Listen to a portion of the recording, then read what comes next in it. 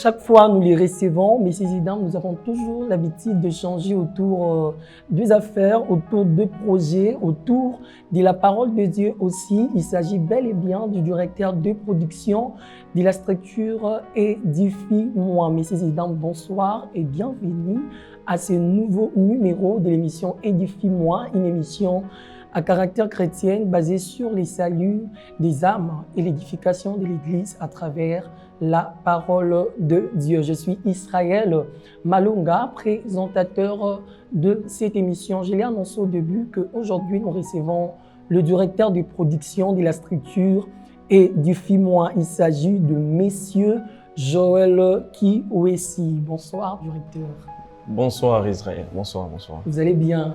Oui, ça va, Dieu fait grâce, merci. Dieu fait grâce. Et de ton côté, j'espère que ça va. Oui, ça va très bien. Ça va très bien. En tout cas, nous voilà encore ensemble sur un nouveau plateau, je crois. Par la grâce de Dieu, bien sûr. Par la grâce de Dieu. Oui. C'est toujours la grâce de Dieu, en tout cas, que nous sommes en train d'évoluer. Amen. Messieurs les directeurs, nous sommes très bénis chaque fois. Nous vous recevons sur les plateaux de l'émission Édifie-moi. C'est vrai, c'est vous qui êtes à la production de toutes nos émissions. Certains de nos téléspectateurs ne vous connaissent pas, mais voilà, aujourd'hui, ils ont l'opportunité de vous voir. Comment vous vous présentiez par rapport à certains détails vous concernant? Bon, comme le présentateur a dit, je me nomme Kiwesi Joël. Premièrement, d'abord, je suis le producteur ou soit le responsable en fait de la production de cette structure que Dieu nous a mis en fait à cœur afin que nous puissions servir cette grande nation. Et autrement aussi, je suis aussi un serviteur aussi, responsable aussi, ou soit le vice-responsable de une jeunesse de l'Assemblée chrétienne du Congo, où le président est le président Jackson. On le salue aussi. On vous salue, président Jackson. Où il est. Et hormis ça, je suis un passionné vraiment des Écritures, entre autres de l'Évangile aussi. Donc c'est ça un peu qui est en fait c'est que je suis. Oui. Vice-président de la jeunesse Assemblée chrétienne du Congo, les jeunes de la race royale. Bien Exactement, on leur salue aussi. On leur salue. Directeur de production des émissions Édifie-moi, messieurs et dames, il est notre invité de ces numéros d'aujourd'hui. Aujourd'hui, nous allons parler de nouveaux projets, nouveaux projets que lance très bientôt la structure Édifie-moi. Beaucoup de gens ne connaissent pas s'il s'agit de quoi, mais grâce à ces numéros, plusieurs aussi sauront de quoi il s'agit. Déjà, c'est quoi ces nouveaux projets? Bon, ces nouveaux projets que Dieu nous a mis à cœur afin que nous puissions au moins en parler avec les autres, c'est mon parcours estudiantin. Mon parcours estudiantin. Voilà. Parce que c'est un projet où on voulait en fait appeler les étudiants ou soit ceux déjà qui avaient déjà eu à finir avant, de venir un peu exposer ou soit dire ce qu'ils ont eu à faire durant leur parcours. C'est quand ils étaient d'abord à l'université. Parce qu'on s'est vu qu'il y a plusieurs réalités que c'est certainement les jeunes en fait sont en train de vivre, c'est quand ils sont encore à l'école ou soit à l'université. Il y a plusieurs réalités. Alors, on veut en fait écouter et savoir les problèmes auxquels ils sont butés. Parce qu'aujourd'hui, nous voyons qu'il y a des chrétiens aussi, des enfants aussi qui se disent être chrétiens et tout ça. Ils sont butés aussi à des problèmes aussi. Alors, ici, ou soit la structure, elle propose en fait un programme, ou soit qui va parler de ça. Mon parcours est estudiantin. Donc, c'est un peu ça. C'était inspiré de quelque chose, cette idée? Oui, exactement. Premièrement, d'abord, cette inspiration ici, elle vient premièrement de Dieu, parce que c'est lui qui attribue tout en fait. Et deuxièmement, on s'est basé plus principalement sur une rencontre que l'inspection générale avait eu à faire, où il a invité l'inspection générale de finances en fait. l'IGF. Donc IGF, oui. D'accord. A eu en fait à organiser, qui parlait plus ou soit qui était axé plus sur la corruption. Vous voyez un peu. Je ne sais pas si vous avez eu à suivre ça. Un certain 3 mars, exactement. 2025. Exactement. Là où il avait inviter le jeune aussi à venir pour qu'on puisse trouver en fait des solutions en fait, en parler. Parce qu'aujourd'hui, on voit qu'il y a vraiment ces phénomènes-là. Alors, pour que la jeunesse en fait future soit un peu sauvée, il faut qu'aujourd'hui déjà, qu'on puisse en dire ce qui ne va pas en fait. Oui, c'est un peu ça. Vous avez évoqué un point que mon parcours estudiantin sera beaucoup plus basé sur les expériences vécues des étudiants.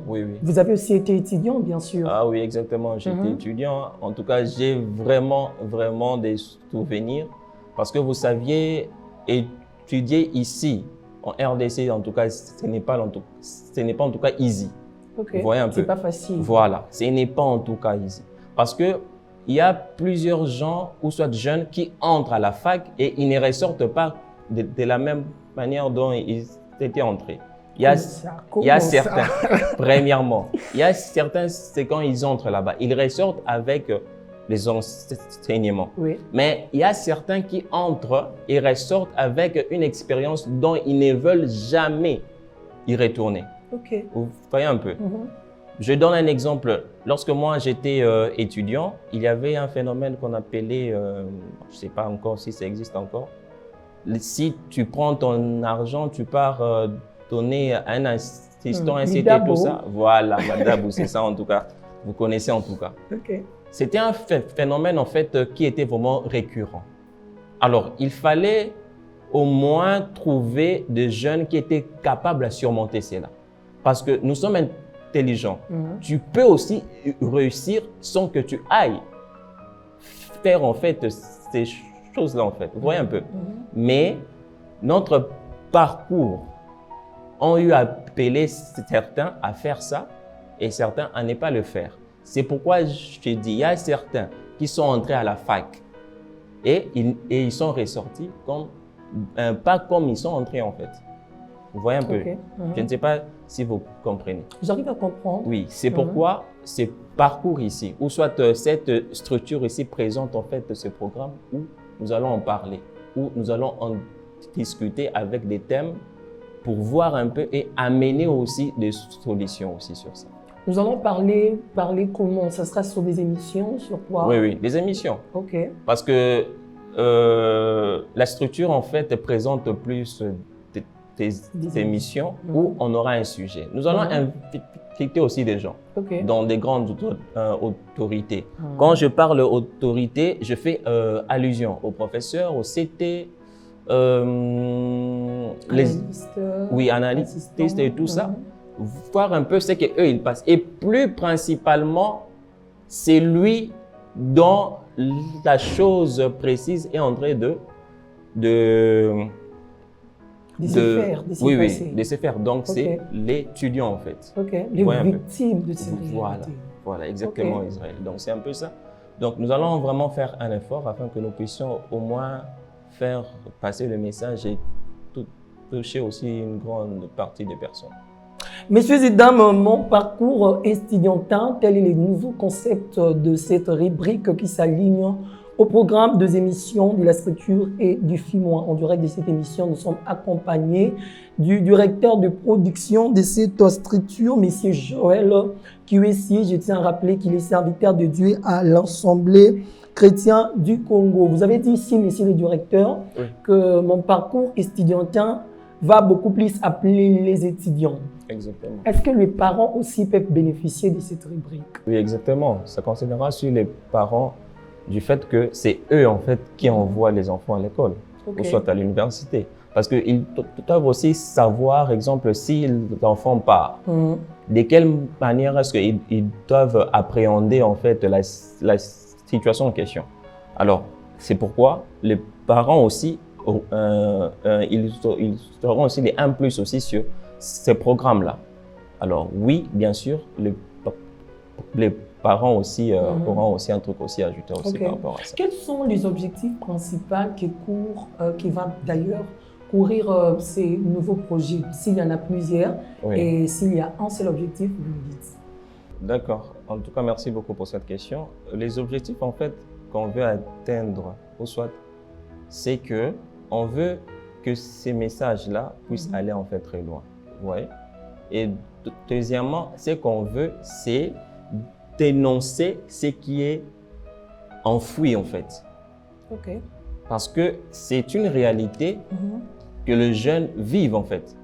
Mais certains ne savent pas de quelle manière est-ce qu'ils doivent les appréhender. Alors, c'est ce que nous, on veut. Dénoncer ce qui a été enfoui. Et troisièmement, ce qu'on veut est que changer un peu une vision de, exemple, des enseignants, des CT, des professeurs. Parce que ce n'est pas seulement de cette manière-là qu'il faudrait agir envers les enfants, en fait. Parce que ce n'est pas ça. Alors, cette structure ou soit le programme viendra, en fait, pour éclaircir un peu, pour amener une fluidité à cette expérience que nos jeunes, en fait, ont. C'est un peu ça. Très intéressant. À quand la date fixe pour les lancements officiels? La date fixe pour le lancement officiel, ça sera le 19. Le 19. Oui, parce que nous avions un événement.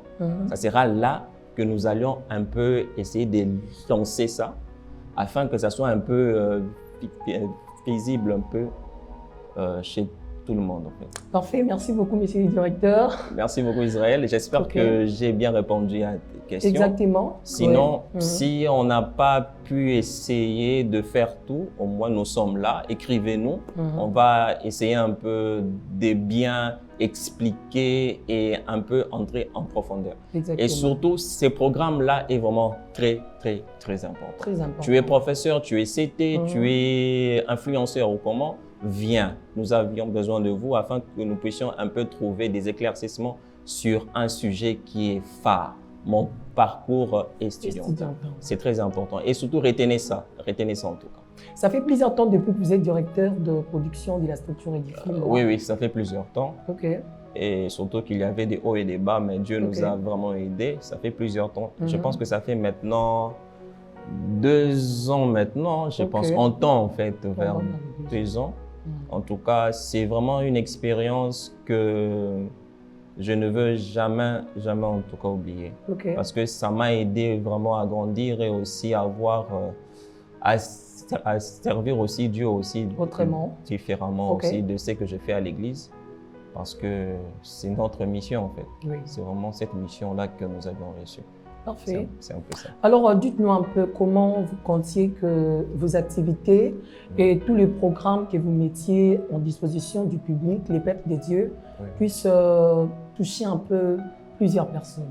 Oui, nous allons utiliser en fait des canaux en fait, de médias, parce que nous sommes aussi en collaboration, parce qu'on essaye un peu de créer en fait une collaboration avec une chaîne, pour que nous puissions prendre ce que nous sommes en train de faire et faire en sorte que ça puisse être vu chez tout le monde en tout cas. Et d'ici là, je pense que nous aurons déjà une chaîne et nous demandons aussi à tous ceux qui veulent aussi nous assister. En tout cas, nous sommes là parce que cette œuvre ici, ça ne demande pas que la main d'une personne. On fait que nous tous, qu'on puisse mettre une patte afin que nous puissions un peu évoluer.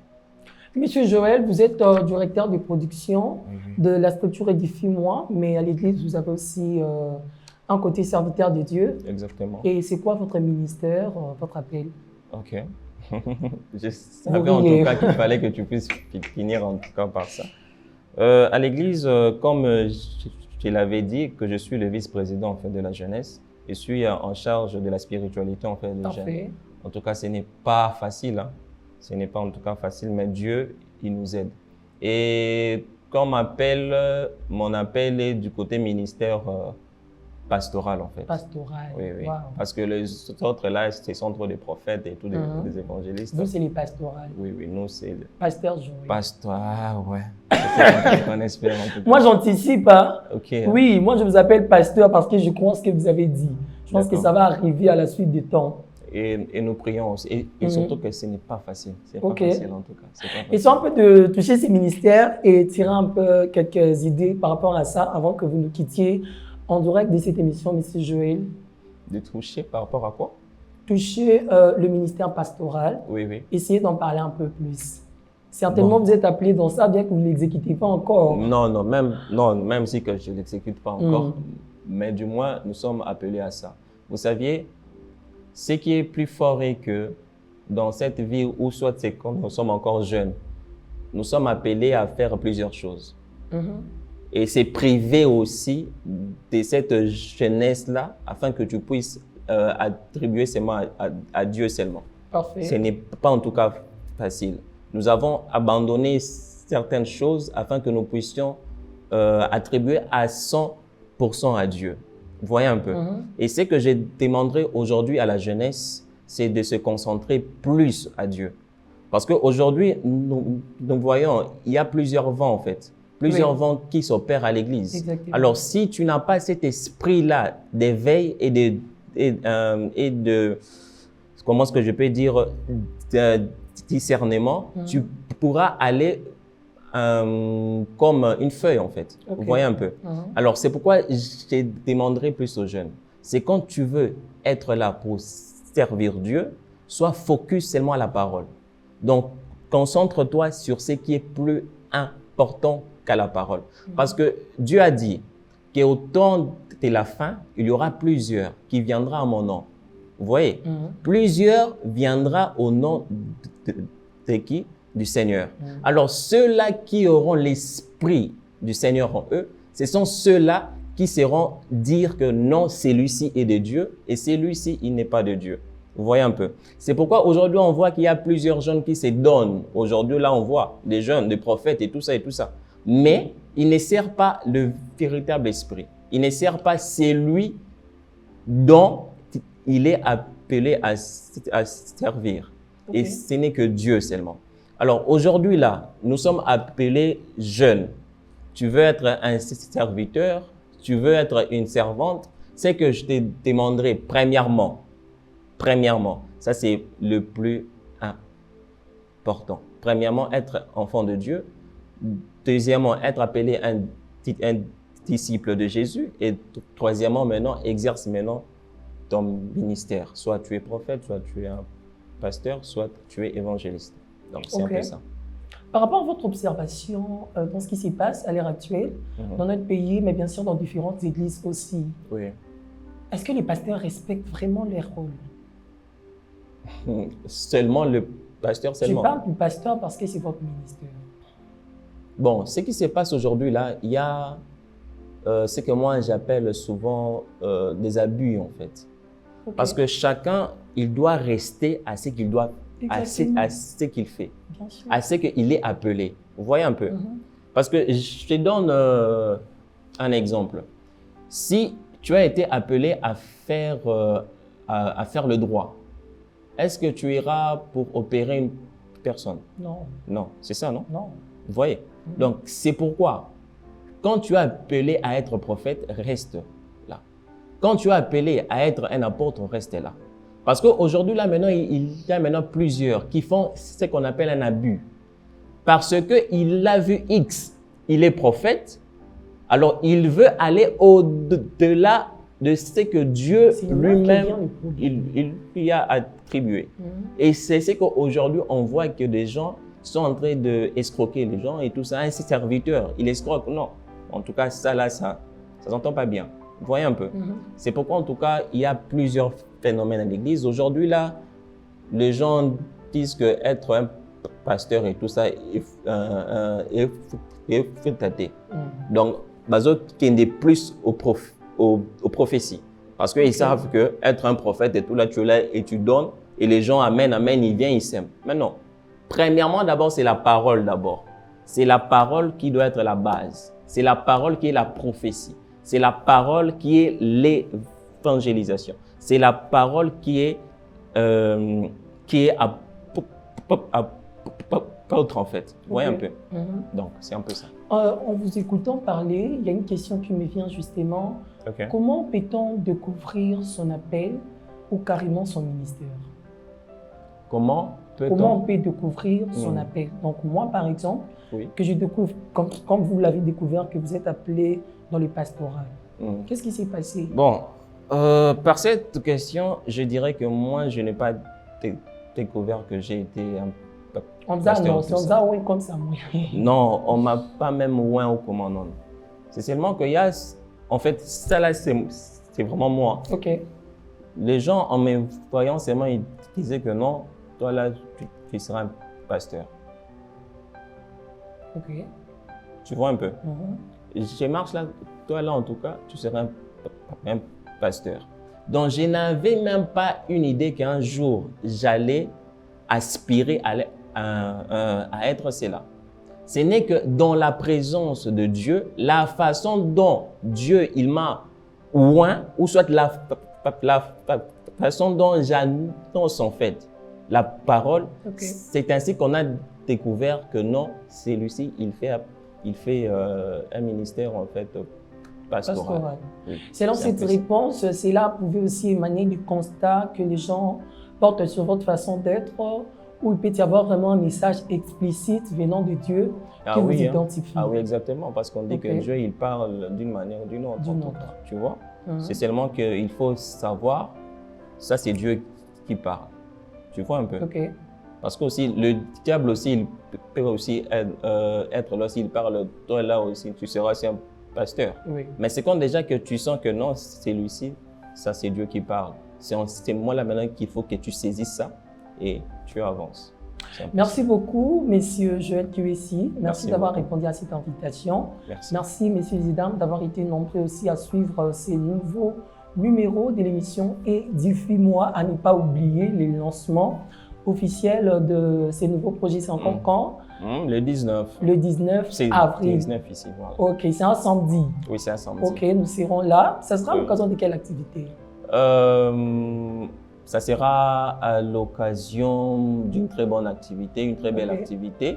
Ça sera ma vie avant le salut. D'accord. Ma vie avant les saluts. Nous allons adorer les Seigneurs ensemble. Exactement. Nous allons écouter la parole de Dieu et nous allons annoncer ces nouveaux projets.